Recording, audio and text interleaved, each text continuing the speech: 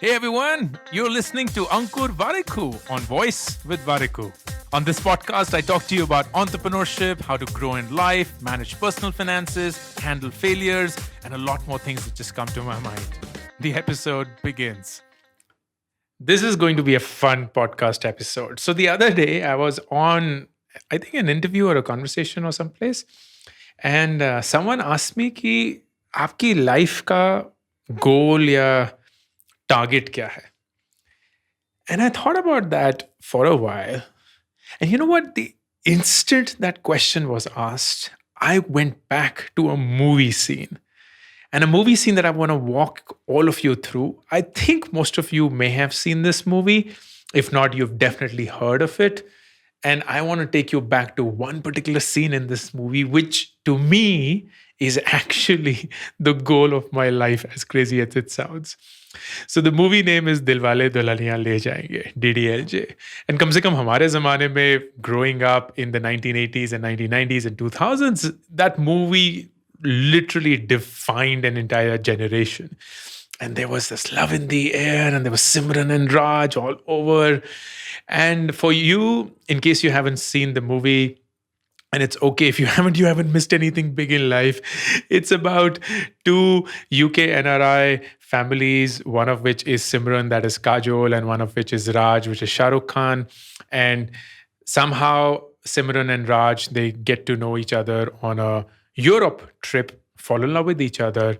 And the minute they go back to their houses, Amrish Puri, who's the father of Simran or Kajol in this case, was like, oh, I think you should get married, and your marriage is already pre-decided. It's with the son of my best friend, and we're going back to Punjab. And then they just head back to Punjab, and Shah Rukh Khan is all devastated. And in true filmy style, he goes to Punjab and tries to blend into the family without really disclosing that he's the lover of this girl. And eventually, as is the case with every Hindi movie, or most of them at least made in that era, the girl's father agrees, and then they live happily ever after. That's not the goal or the target of my life. But the minute this question was asked, which was, what's the goal and the target of your life? I was reminded of this one scene. And the scene is with the mother of Kajol's father. So basically, Kajol's grandmother. And Kajol's grandmother suddenly falls ill while they are there in Punjab, and the entire wedding celebration is happening, and the preparation is happening, and there's like vibe in the air and this celebratory buzz and hum and all that. And because she falls ill and she's old, she's like, she doesn't know whether she's going to literally live tomorrow or day after and whatnot.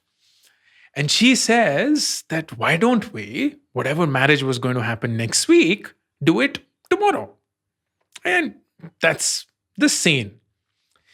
But, and for those who remember this scene, I would love you if you do remember that scene. Basically, what she says was the following. She's there on the bed, surrounded by her family. And she's telling Kajol's father, who is her son, कि मैंने जिंदगी बहुत अच्छी जी है. मैंने जिंदगी बहुत अच्छी जी है. I have lived life beautifully.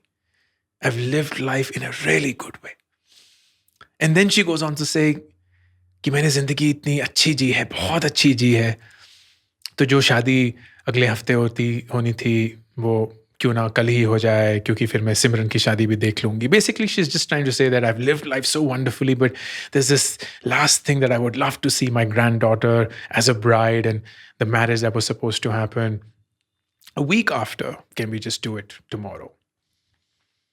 But when she says, and she's a terrific actor, when she says, मैंने जिंदगी बहुत अच्छी जी है, I've lived life beautifully, I don't know, something just happened to me. So much so that some random podcast interview and a question gets asked, and I go back to that scene instantly. And this is not the first time that it's happening to me. It happens every single time when I'm made to reflect upon what would I want to feel when I'm on my deathbed, hopefully surrounded by people that I love, that are close to me. And it's just this one thing that I find myself saying, I have lived life beautifully. I have lived life wonderfully. I have lived life in a way that I wanted to. I've lived life on my own terms. I've lived life with no regret. I've lived life without hurting anyone. I've lived life because I've raised wonderful children. I have wonderful family. I love my life. And I'm so, so, so privileged, so honored, so grateful that I got to live it. I don't think there's any other goal in my life. I don't think there is anything else that I'm working towards. And when I say this, it sounds so melodramatic. It sounds like, oh, this is so grand and this is outside of it, but there's no practicality attached to it. But that's the message, my friends. That's the message. That irrespective of how you live your life, how old you are right now, what are your ambitions, what are your goals, none of that would matter when at the end of it, you're surrounded by your family, but you still have guilt. You still have regret. You still have that, what if I had done that? What if I had asked her out, him out? What if I had left that job and pursued my dreams? What if I'd actually worked harder to find that job that I wanted? What if I had actually spent more time with my family and not with my work? What if I had moved places? What if I had stayed in that same place? What if I had not done that? What if I had done that? These questions which will never have an answer. You will never ever be able to find an answer to these questions, but they will eat you up, not just on your deathbed, but all the days, the months, the years preceding it. All in for what? All for what?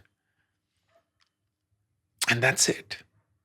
That's the goal. That's the target. That's it. That's all that there is. मैंने जिंदगी बहुत अच्छे से जी है. I've lived life wonderfully. If there's anything that I wish for all of you, which I definitely wish for myself, it's just this, that you live life with no regrets. You live life in a way that you want to. And on your deathbed, you are also reminded of the same scene in some random movie called Dilwale Dulhaniya Le Jayenge, but in a way that it leaves you with an imprint of how you want to feel when all of this is over. Stay safe. To be notified of upcoming episodes, be sure to subscribe and follow the show on this app right now. Also, don't forget to rate and review the show because that just feels nice. Thank you. If you like this podcast episode, then please remember to subscribe to the channel because every week you will be notified.